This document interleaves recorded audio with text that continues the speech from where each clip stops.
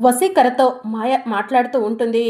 వసీకర, రేపు ఆ అవని తన భర్త శ్రీకర్ ప్రమాదం నుంచి బయటపడ్డాడని సుదర్శన యాగం జరిపిస్తుందంట.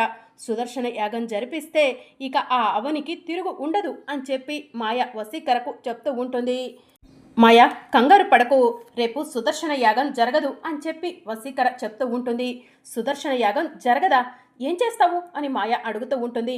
ఆ అక్షయను అక్కడి నుంచి ఎత్తుకొచ్చేస్తాను అని చెప్పి వసీకర చెప్తూ ఉంటుంది. అక్కడ అవని ఉంటుంది. అలాగే కుదిరితే శ్రీకర్ కుటుంబ సభ్యులు కూడా ఉంటారు. వాళ్ళ అందరి మధ్యలో నువ్వు అక్షయ్ను తీసుకెళ్లటం కుదరదు వసీకర అని మాయ చెప్తూ ఉంటుంది. మాయ, ఏం చేస్తాను, ఎలా చేస్తాను అవన్నీ నీకు అనవసరం. రేపు అక్షయ ఇక్కడికి వస్తుంది. అక్షయను ఇక్కడికి రాగానే మనం అనుకున్న ప్లేస్లో అక్షయను పాతి పెడతాము. ఆ తరువాత శక్తులను సిద్ధించుకుంటాము. ఈ ప్రపంచాన్ని శాసించగల శక్తిని మనం పొందుతాము. ముక్కు పుడక అమ్మవారు మన సొంతం అయిపోతుంది. ఇక మనకి తిరిగే ఉండదు అని చెప్పి వసీకర మాయతో చెప్తూ ఉంటుంది. ఆ అవనికి నీ రూపం బాగా గుర్తుంటుంది. అక్కడ నిన్ను ఎవరైనా గుర్తుపడితే కనుక నీకు ప్రమాదం వసీకర. ఎందుకు చెప్తున్నానో విను అని మాయ చెప్తూ ఉంటుంది. మాయ, నువ్వు కంగారు పడి నన్ను కంగారు పెట్టాలని చూడకు. మూడో కంటికి కనిపించకుండా ఆ అక్షయ్ను అక్కడి నుంచి మాయం చేస్తాను. సుదర్శన యాగం జరగకుండా చేస్తాను. ఆ తర్వాత మనం అనుకున్న పని పూర్తి చేసుకుందాం అని వసీకర మాయతో చెప్తూ ఉంటుంది. ఇక మరోవైపు అవని కిచెన్లో పాలు కాచుతూ ఉంటుంది. అక్షయ సోఫాలో కూర్చొని అవని, శ్రీకర్, అక్షయ ముగ్గురు దిగిన ఫోటోలను చూస్తూ ఉంటుంది. అమ్మ నాన్న కలిసి ఉంటే ఎంత బాగుంటుందో. ఈ ఫోటోలో అమ్మ నాన్న కలిసి ఎంత సంతోషంగా ఉన్నారో. మళ్ళీ ఎప్పుడు అమ్మకు అలాంటి మంచి రోజులు వస్తాయో అని అక్షయ అవని గురించి, శ్రీకర్ గురించి ఆలోచిస్తూ ఉంటుంది. అప్పుడే అవని పాలు తీసుకొని అక్షయ్ దగ్గరకు వచ్చి, అమ్మ అక్షయ, ఈ పాలు తాగి పడుకో, రేపు ఉదయం మనం గుడికి వెళ్ళాలి అని చెప్పి చెప్తూ ఉంటుంది.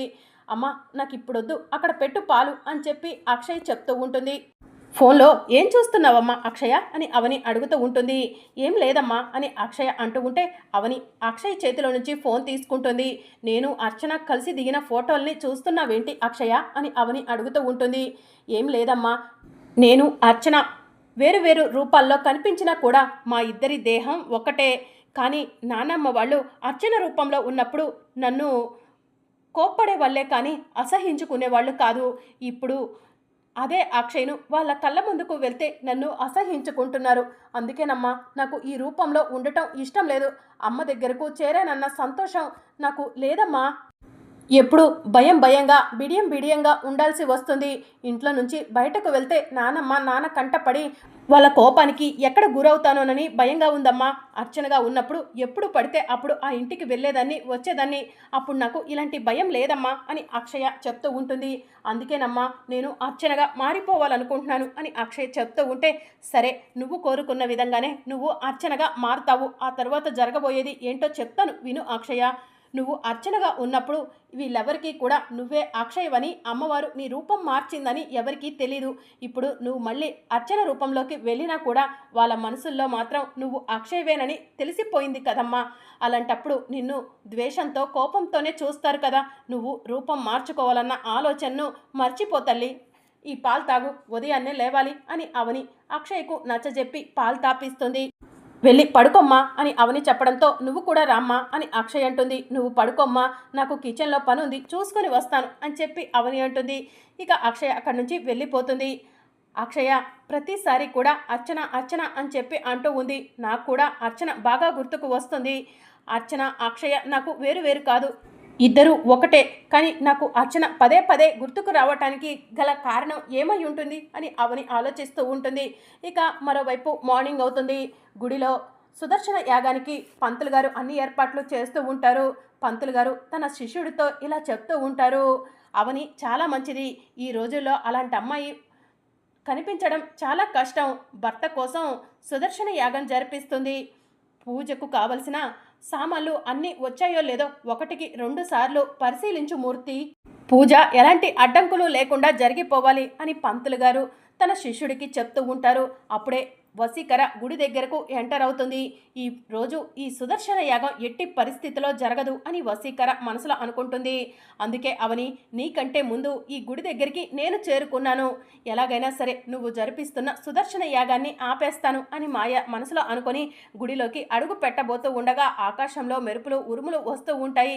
ఇక వసీకర గుడిలో అడుగు పెట్టబోతూ ఉండగా అప్పుడే గుడి ఎంట్రన్స్లో మంటలు వస్తాయి. వసీకర మంటలు చూసి భయపడిపోతుంది. మళ్ళీ ఒకసారి గుడిలోకి అడుగు పెట్టాలనే ప్రయత్నం చేస్తుంది. మళ్ళీ మంటలు రావటంతో ఆ అమ్మవారు అవనికి అండగా ఉంది. అందుకే నన్ను గుడిలోకి రానివ్వట్లేదు. గుడిలోకి రాకపోతే ఏంటి, నేను ఇక్కడ ఉండే ఆ అక్షయ్ను ఎత్తుకెళ్ళిపోతాను అని వసీకర మనసులో అనుకుంటూ గుడి బయట వెయిట్ చేస్తూ ఉంటుంది. ఇక మరోవైపు అవని అన్నపూర్ణాదేవి విగ్రహం దగ్గరకు వెళ్తుంది. కష్టంలోనూ ఆపదలోనూ సంతోషంలోనూ అన్నిటిలో కూడా నువ్వు తోడున్నావమ్మా. ఇప్పుడు నా భర్త క్షేమంగా ఉన్నందుకు నేను సుదర్శన యాగం జరిపిస్తున్నాను. ఆ సుదర్శన యాగం ఎటువంటి అడ్డంకులు లేకుండా జరిగిపోయేలా చూడు తల్లి అని చెప్పి అవని అన్నపూర్ణాదేవికి నమస్కారం చేసుకుంటూ ఉంటుంది. అప్పుడే అక్షయ వస్తుంది. అమ్మ బయలుదేరదామా అని అక్షయ అడుగుతూ ఉంటుంది. మీ నాన్న ఈ పాటికే రెడీ అయ్యి మన కోసం వెయిట్ చేస్తూ ఉంటారమ్మా, వెళ్దాం అని చెప్పి అవని అంటుంది. ఇక అవని అన్నపూర్ణాదేవి ముందు ఉన్న ముక్కు పుడకను తీసి అక్షయ్కు పెట్టబోతూ ఉండగా, అమ్మ ఇప్పుడెందుకు ముక్కు పుడక పెడుతున్నావు అని చెప్పి అక్షయ అడుగుతూ ఉంటుంది. అది అన్నపూర్ణాదేవి ముక్కు పుడకమ్మ. ఈ ముక్కు పుడక మీ నానమ్మ తర్వాత ధరించగలిగే అర్హత నీకు మాత్రమే ఉంది. ముక్కు పుడకను ఎందుకు వద్దంటున్నావు అని చెప్పి అవని అంటుంది. అమ్మ ఈ ముక్కు పుడక పెట్టుకుంటే నానమ్మకు కోపం వస్తుంది, వద్దమ్మా అని అక్షయ్ చెప్తూ ఉంటుంది. నువ్వు కారణ జన్మురాలివి, అమ్మవారి హంస, సాక్షాత్తు ఆ వేదవతి గారి జాతకంతో పుట్టిన నీకు మాత్రమే ఈ ముక్కు పుడక పెట్టుకునే అర్హత ఉందమ్మా. ఈ ముక్కు పుడక నీపై ఉంటే మనకి ఆ అమ్మవారి కాపుదల ఉన్నట్టు అర్థం. ఎందుకు చెప్తున్నానో విని పెట్టుకోమ్మా అని అవని అక్షయ్తో చెప్తూ ఉంటుంది. అప్పుడే ప్రసాదరావు వస్తాడు. అమ్మ అక్షయ, మీ అమ్మ ఏది చేసినా కూడా దాని వెనుక ఏదో అర్థం ఉండే ఉంటుంది. మీ అమ్మ చెప్పిన విధంగా వినమ్మా అని ప్రసాదరావు చెప్తూ ఉంటాడు.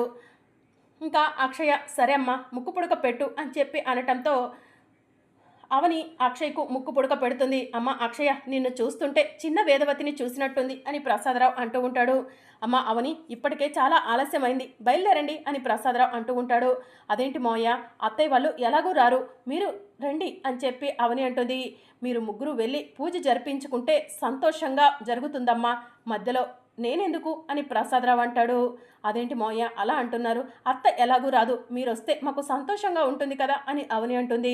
పర్వాలేదమ్మా, నేను ఇంటి దగ్గర ఉంటాను, మీరు సంతోషంగా పూజ జరిపించుకోండి అని ప్రసాదరావు చెప్తూ ఉంటాడు. సరే మోయ, మీ ఇష్టమే నా ఇష్టం అని అవని అంటుంది.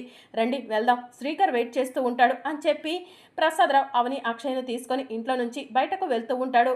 ఇక మరోవైపు శ్రీకర్ అలాగే కుటుంబ సభ్యులు అందరూ కలిసి బయట వెయిట్ చేస్తూ ఉంటారు. అప్పుడే అవని వాళ్ళు వస్తారు.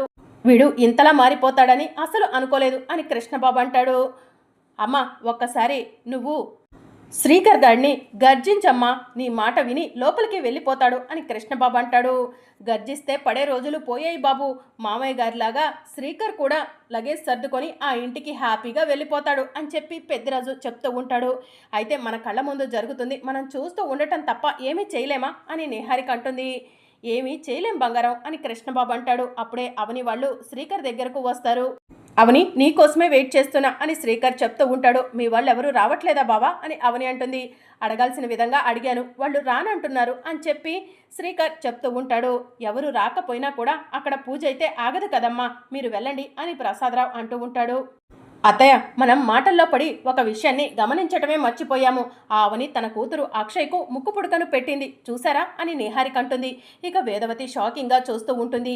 ఏయ్ అవని, ఎందుకే నీ కూతురు అక్షయ్కు ముక్కు పుడకను పెట్టావు అని చెప్పి వేదవతి అంటుంది. ఆ ముక్కు పుడక దక్కాల్సింది నా కూతురికే కదత్తయ్య, అందుకే ముక్కు పుడకను నా కూతురుకు పెట్టాను అని చెప్పి అవని అంటూ ఉంటుంది.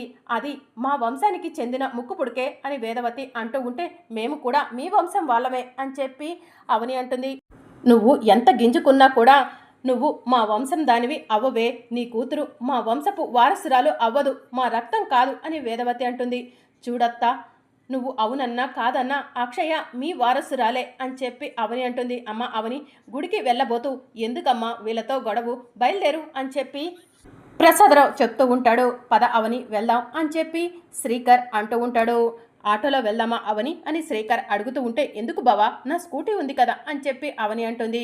ఒరే ఒరే, నీకు పిచ్చి పట్టిందా ఏంట్రా, స్కూటీలో వెళ్తావా అని కృష్ణబాబు అంటాడు. అన్నయ్య, నువ్వు కాస్త నోరు మూస్తావా అని చెప్పి శ్రీకర్ అంటాడు. పద అవని అని చెప్పి శ్రీకర్, అవని, అక్షయ్ ముగ్గురు కలిసి స్కూటీ మీద వెళ్తూ ఉంటారు. ఏంటి నాన్నగారు మీరు ఇలా చూస్తున్నారు, మీరు పూజకెళ్ళరా అని కృష్ణబాబు అడుగుతూ ఉంటాడు.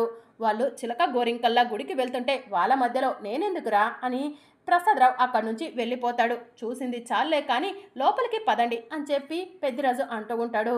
మనం కూడా గుడికి వెళ్ళుంటే బాగుండేది అని నిహారిక అంటుంది. ఎందుకు బంగారం అని కృష్ణబాబు అంటూ ఉంటాడు. అక్కడ పూజ జరగకుండా చేయడానికి అని చెప్పి నిహారిక చెప్తూ ఉంటుంది. అవసరం లేదు, అక్కడ పూజ ఎట్టి పరిస్థితిలో జరగదు.